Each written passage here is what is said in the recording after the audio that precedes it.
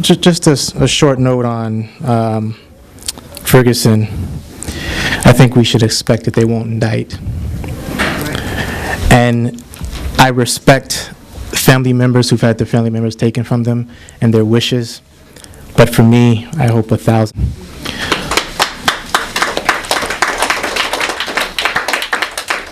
And I'm sure I'm not the only one who feels that way, because this is bigger than just one person who's been killed, but this is for the many who've been brutalized and murdered, who go unnamed, and the many who are waiting for the day when they leave their house and they're not able to return. Whether they are young, because they don't respect black children, just like they don't respect black adults. For anyone who doesn't understand that, just see the difference in how a black child is handled in public versus the way a white child is handled in public. 9 times out of 10, if they're the same age, the black child is going to be looked at as older and more responsible for his actions than the white child. So this is the society we live in. But I'm not here to talk about that. I just felt moved to make that comment, because we have to prepare ourselves, and we have to realistically look at what's been happening, the leaks and everything, and be ready to move. And so I think that we're all ready for that. Thomas Sankara was actually the first revolutionary that I read. The first political book was the autobiography of Malcolm X, but the first revolutionary speeches that I read were from Thomas Sankara. And unfortunately, you can only find his speeches in print from a little printing house that once was an organization that will go unnamed. But I think that we should all take this time to look over the speeches of all the oppressed revolutionaries. And, we have to admit the fact that most revolutions, if not all, have happened in the oppressed third world. I guess the one difference you would say would be Russia, even though it was compared to most of European countries, it was backwards and had not developed a mature capitalist class and was coming out of feudalism. But just about every other revolution that's taking place is taking place in the third world. And so the leadership that has contributed most to revolutionary thought have been the leaders from the oppressed world. And I would count Thomas Sankara amongst them. But with that, it would appear at times that history forgets us. That no matter the contribution, great or small, in bourgeois society, the input and sacrifice of the revolutionaries is lost or purposely covered over with mounds of obfuscation. But of course, we know that where the conditions of impoverishment and oppression are most sharp, the memory of the masses for those who contributed to the struggle against oppression and exploitation is greatest. So when what was beneath the surface, perhaps, or had merely been oozing from the cracks in the facade of stability in capitalist society begins to erupt, then the contributions of revolutionary shines greater than a reflection of the sun on the shiniest of objects, blinding to our enemies and illuminating for the masses going forward. In Burkina Faso today, and since the uprising that drove the stooge of the French and Western world imperialist Blaise Compaoré from office, the image of Thomas Sankara has been ubiquitous. And his name and contribution to the revolutionary thought and to the struggle of the Burkinabe people has shown greatly. Now, before I continue, I would like to encourage comrades, as I did earlier, to look into his speech. You can find some online, very few, and just look them over and look how brilliant of a revolutionary he was. And the fact that when he was killed, he was my age. He was 37 years old when he was killed. Some days I find myself to be quite old. When I'm getting up off the floor after playing with Ciola, it takes me a minute, and my knees crack. This is from, when you work out a lot, you feel good, but it also ages you, your hips start to hurt, and I find if I wasn't working out, my body would actually be in a lot better shape. But I would like to read a passage from one of his speeches at International Women's Day on March 8th, 1987 in Ouagadougou. And it goes, imbued with invigorating sap of freedom, the men of Burkina, though humiliated and outlawed of yesterday, received the stamp of what is most precious in the world, honor and dignity. From this moment on, happiness became accessible. Every day we advanced toward it, heady with the first fruits of our struggles, themselves proof of the great strides we have already taken. But the selfish happiness is an illusion. There is something crucial missing: women. They have been excluded from the joyful procession. The revolution's promise are already a reality for men, but for women, they are still merely a rumor. And yet the authenticity and the future of our revolution depend on women. Nothing definitive or lasting can be accomplished in our country as long as a crucial part of ourselves is kept in a condition of subjugation, a condition imposed by various systems of exploitation. Posing the question of women in Burkinabe society today means posing the abolition of the system of slavery to which they have been subjected for millennia. The first step is to try to understand how this system functions, to grasp its real nature and all its subtlety, in order to work out a line of action that can lead to women's total emancipation. We must understand how the struggle of Burkinabe women today is part of the worldwide struggle of all women, and beyond that, part of the struggle for the full rehabilitation of our continent. The condition of women is therefore at the heart of the question of humanity itself, here, there, and everywhere.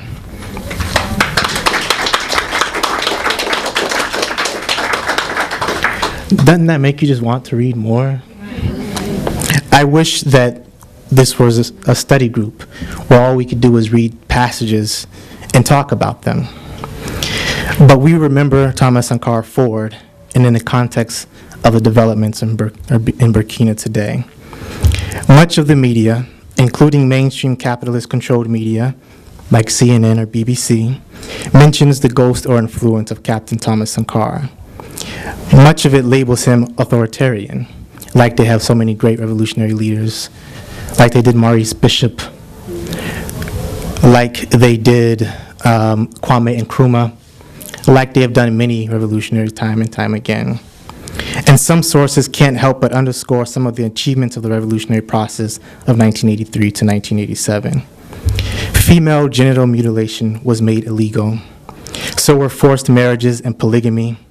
Women were recruited in high government positions in his cabinet. Land was stripped from feudal landlords and redistributed to the peasant farmers. Grain production in the country was more than doubled, and Burkina became a self-sufficient country in foodstuff. Illiteracy was combated, and an immunization program was started. Tribal chiefs were stripped of their power. Obligatory labor was ended, as well as tribute payments. And these are just some of the achievements in Burkina Faso, a country that had seen military coup after military coup, which is the reason why the Committees for the Defense of Revolution were pushed forward as an ideal to combat the military and the influence of the military in the country, because it could not be trusted. Much of the media likes to point to mistakes made during the period from August 1983 to October 15th, 1987, the day that Thomas Sankara was assassinated along with other ministers by his one-time friend Blaise Compaoré. But few actually give a materialist analysis of the problems of Burkina during that period. How a country with a small working class, little infrastructure, barely passable roads, and because of that, still with high illiteracy rates despite the program to end it, and an impoverished country during the 80s outside of the prime years of the revolutionary movement in Africa and in the rest of the world, and how it could find difficulties on the path towards social revolution. We know as revolutionaries that nothing proceeds perfectly, and that the greatest revolutionaries understand that the process is not in a straight line. The conditions for revolution, the objective conditions, many will say did not necessarily exist. But did they exist in any of the country where there was a social revolution? The hardships in Burkina Faso and the contradictions were owed in large part to the long history of colonialism and neo-colonialism and these revolutions, and the revolution had to combat these. Of course, every country has its own internal contradictions to fight with. The traditions, social and tribal relations, language and cultures of African people have been severely affected by the brutal violence of European colonizers who inflamed or created tensions amongst people to their benefit. We saw that unfold in Rwanda. So we must see things through that long lens and understand that the oppressed have been made playthings of the oppressor, all to continue the pillage and the plunder. But the assassination of Comrade Thomas Sankara was not due to any mistakes that were made as one part of the leadership. It was due to the dangers of a successful and deep-going fundamental social change on the continent of Africa in the 80s and because of the wealth of the country. Even now, it is being revealed as some mining operations have had to cease because of the tumult in the country that Burkina Faso is a very rich country. You see, sometimes when you look at a map, you ever notice how every country in West Africa looks about the size of Connecticut? And the US looms so large, yet you can fit about 2 of the US's in Africa, maybe 2.5. And so the countries are never as small as they appear on a map. But even if they are, the continent of Africa is very rich in mineral resources. And in Burkina Faso, it is the 4th largest producer of gold in all of Africa, which is the continent that has the largest supply of gold. And it is ranked 6th in the level of potential for mining, this according to Orezone, a Canadian mining outfit that is one of the largest in the country. And Orezone had to halt its mines. Burkina has not only gold, but iron, manganese, and copper. It also has the largest economy in all of the Sahel, but it has a per capita income of around only $700, with a 77% unemployment rate, and 90% of the people survive off of subsistence farming. Burkina Faso is very rich, but it has only been profitable for firms from imperialist nations, France and Canada mainly, as well as a handful of elite in the country. It is the prevailing conditions of poverty and super exploitation that gave rise to the 2 uprisings since 2011. The final being victorious in driving Compaoré, who was trying to extend his 27-year rule by a vote through the legislature there that would give him another opportunity to run in elections. This time, the people rose up and burned down the parliament building,